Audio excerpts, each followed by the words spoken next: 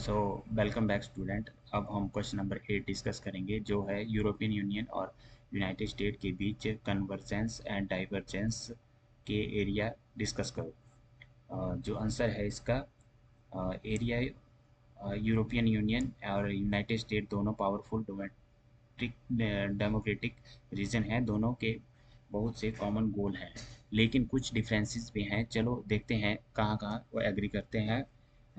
वो कन्वर्जेंस हो जाएंगे और जहाँ डिसएग्री करेंगे वो डाइवर्जेंस हो जाएंगे। ठीक है, तो एरिया ऑफ कन्वर्जेंस, हाँ, इसको हम एग्रीमेंट भी करते हैं, जैसे कि जिसे हम एग्री होते हैं वो कन्वर्सेंस होता है। सॉरी, मेरी प्रोनाउंसिएशन में थोड़ी प्रॉब्लम है तो प्लीज़ इसको इग्नोर करें। तो फर्स्ट पॉइंट है शेयर्ड वैल्यू। दोनों डेमोक्रेसी, ह्यूमन राइट और रूल ऑफ लॉ सपोर्ट करते हैं। सेकंड, ट्रेड और इकोनॉमी। यूएस और यूरोपियन यूनियन एक दूसरे के सबसे बड़े ट्रेडिंग पार्टनर हैं। बहुत सी अमेरिकन कंपनीज यूरोप में ऑपरेट करती हैं और वाइस वर्सा, मतलब अमेरिकन कंपनी ऑपरेट करती हैं यूरोप में तो यूरोपियन कंपनी भी अमेरिका में ऑपरेट करती हैं। थर्ड, सिक्योरिटी और नेटो। दोनों नेटो में साथ मिलकर ग्लोबल पीस और सिक्योरिटी मेंटेन करते हैं। दोनों ही नेटो के मेंबर हैं तो दोनों ही सिक्योरिटी में एक दूसरे के लिए हेल्प करते हैं। ग्लोबल इशू, दोनों क्लाइमेट चेंज एक्शन, डेवलपमेंट और हेल्थ प्रोग्राम सपोर्ट करते हैं। रिसेंट ईयर्स में स्पेशली यूएस प्रेसिडेंट बाइडेन के अंडर दोनों ही ग्लोबल इशू जो भी होते हैं उनके प्रोग्राम को सपोर्ट करते हैं। जब जो बाइडेन थे तो इसको उन्होंने काफ़ी सपोर्ट किया था और काफ़ी हेल्प की थी। अभी ट्रम्प की सरकार है, थोड़ा बहुत चेंज है। और नेक्स्ट, एरिया ऑफ डाइवर्जन, जो डिसएग्रीमेंट है। फॉरेन पॉलिसी, ईयू डिप्लोमेसी और पीसफुल नेगोशिएशन प्रेफर करता है। यूएस कभी कभी मिलिट्री फोर्स यूज़ करता है, जैसे इराक में, अ, जिसे यूरोपियन यूनियन सपोर्ट नहीं करता है। जो उसने इराक पे अभी मिलिट्री एक्शन किया था उसके रिगार्डिंग है। Second, trade conflict. कभी कभी दोनों ट्रेड टैरिफ, सब्सिडी या डिजिटल टैक्स पर लड़ते हैं। Third, climate change. USA president Trump के अंडर यूएस ने पेरिस एग्रीमेंट छोड़ दिया था। ईयू यूरोपियन यूनियन कमिटेड रहा। अब यूएसए वापस आ गया है। जो क्लाइमेट चेंज, पास्ट में जो क्लाइमेट चेंज के ऊपर एग्रीमेंट हुआ था, पेरिस एग्रीमेंट, उसको पहले ट्रंप ने छोड़ दिया था जब ट्रंप गवर्नमेंट थी, फिर अभी फिर से आ गया है, मतलब उस एग्रीमेंट को मान रहा है। ठीक है। फोर्थ वन इज प्राइवेसी और डेटा लॉस। ईयू यूरोपियन के स्ट्रिक्ट प्राइवेसी लॉ है, जिसे जैसे जीडीपीआर यूएस कंपनी को ज़्यादा फ्रीडम देता है। इसे टैक्स पॉलिसी में टेंशन होती है, इससे टैक्स पॉलिसी में टेंशन होती है। Conclusion, European union and US close allies हैं लेकिन हमेशा फुल एग्रीमेंट में नहीं होते। दोनों ग्लोबल इशू पर साथ काम करते हैं लेकिन उनके अप्रोचेस अलग होते हैं। इनका रिलेशनशिप वर्ल्ड के लिए इम्पोर्टेंट है और वो यूजुअली टॉक और कॉरपोरेशन के थ्रू डिफरेंस सॉल्व करते हैं। नाउ हम नाइन्थ क्वेश्चन जो है इसको भी इसी में सॉल्व कर लेते हैं इसी वीडियो में। तो जो नाइन्थ क्वेश्चन है वो है India European union strategic partnership के प्रोस्पेक्ट एग्जामिन करो। ठीक है, तो इंडिया और यूरोप की जो स्ट्रेटजिक पार्टनरशिप है उसके रिगार्डिंग हम इसको भी डिस्कस करेंगे क्या है। तो आंसर है इसका, इंडिया एंड यूरोपियन यूनियन का रिलेशनशिप स्ट्रॉन्ग और ग्रोइंग है। दोनों ट्रेड, क्लाइमेट, एजुकेशन और टेक्नोलॉजी जैसे एरिया में साथ काम कर रहे हैं। इनका पार्टनरशिप स्ट्रेटेजिक पार्टनरशिप कहलाता है क्योंकि ये सिर्फ ट्रेड से ज़्यादा है। ट्रेड और इकोनॉमी, यूरोपियन इंडिया का एक सबसे बड़ा ट्रेडिंग पार्टनर है। दोनों फ्री ट्रेड एग्रीमेंट एफटीए पर काम कर रहे हैं ट्रेड को आसान बनाने के लिए। यूरोपियन कंपनीज का इन्वेस्टमेंट इंडिया में बढ़ रहा है। क्लाइमेट और क्लीन एनर्जी, इंडिया और ईयू दोनों Paris agreement on climate change को सपोर्ट करते हैं। दोनों सोलर एनर्जी, विंड एनर्जी और क्लीन टेक्नोलॉजी पर साथ काम करते हैं।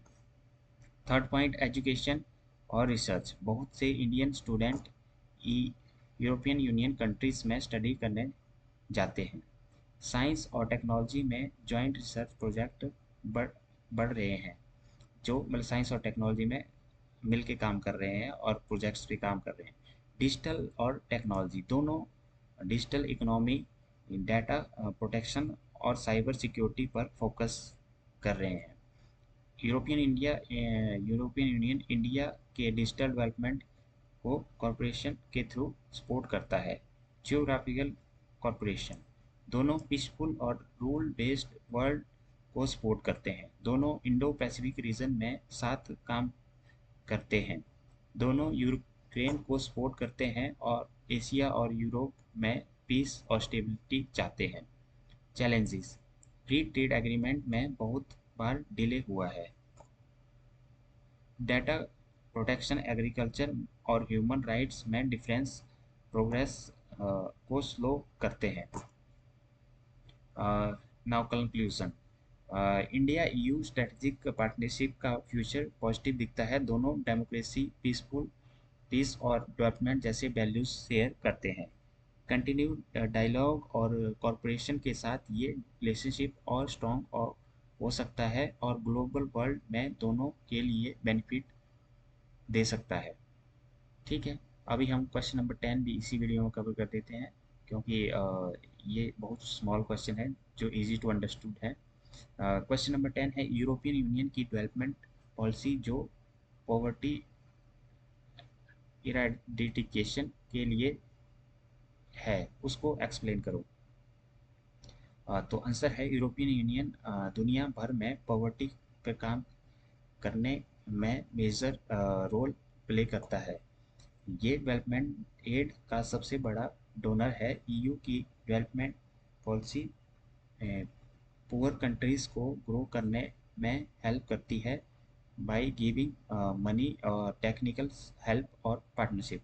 तो ईयू दुनिया में गरीबी कम करने के लिए बहुत से काम करता है और डेवलपमेंट के लिए पैसा और एड भी देता है दुनिया को। तो ईयू का जो फर्स्ट पॉइंट है, goal of EU development policy: extreme poverty और हंगर ख़त्म करना, एजुकेशन और हेल्थ को सपोर्ट करना, जेंडर इक्वलिटी और वुमेन राइट्स प्रमोट करना, गुड गवर्नेंस और रूल ऑफ लॉ को एनकरेज करना।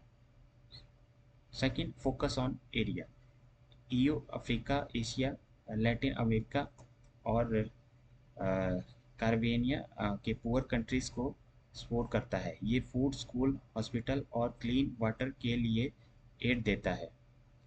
नेचुरल डिजास्टर और कॉन्फ्लिक्ट के दौरान भी हेल्प करता है।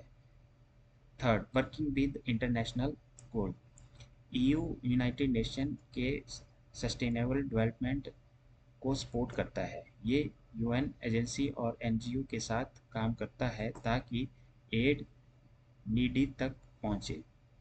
Fourth, financial help: EU program जैसे यूरोपियन डेवलपमेंट फंड और ग्लोबल यूरोप इंस्ट्रूमेंट के थ्रू मनी देता है। ये क्लाइमेट एडेप्शन, एग्रीकल्चर और रूरल डेवलपमेंट को भी सपोर्ट करता है। Now fifth point, supporting a local ownership: EU believe करता है कि लोगों को अपने आप हेल्प करने में मदद करनी चाहिए। ये लोकल गवर्नमेंट और कम्युनिटीज़ के साथ काम करता है, सिर्फ मनी देने से नहीं बल्कि कैपेसिटी बिल्डिंग से। इमरजेंसी और ह्यूमैनिटेरियन एड: ईयू डिजास्टर जैसे फ्लड, वॉर और ड्राउट के दौरान फास्ट हेल्प देता है। ये रिफ्यूजी कैंप और फूड प्रोग्राम को सपोर्ट करता है। कंक्लूजन, ईयू की डेवलपमेंट पॉलिसी पुअर कंट्रीज को बेटर लाइफ देने पर फोकस्ड है। एड और लॉन्ग टर्म डेवलपमेंट सपोर्ट के थ्रू ईयू पॉवर्टी कम करता है और peace, health and opportunity promote करता है दुनिया भर में। तो फ्रेंड्स, ये हमारे मेन 10 क्वेश्चन थे। अगर हम इन 10 क्वेश्चन को याद कर देंगे, रिवाइज कर देंगे और समझ लेंगे, और जो मैंने पीडीएफ अपलोड की है वीडियो के डिस्क्रिप्शन में, उससे आप डाउनलोड करके एक बार रिवाइज कर सकते हैं। और अगर हम इन वीडियोस को देख लेंगे तो मुझे लगता है कि हम आसानी से इग्नो में अच्छे नंबर ले आ सकते हैं, क्योंकि इग्नो का एग्ज़ाम इतना टफ नहीं होता है। आप पॉइंट टू पॉइंट लिखेंगे तो आपकी काफ़ी हेल्प हो जाएगी। सो प्लीज़ चैनल को लाइक और सपोर्ट करें, और आप कमेंट्स करें, ताकि हम कुछ और इम्प्रूव कर सकें और नई वीडियो आपके लिए ला सकें। Thank you and have a nice day.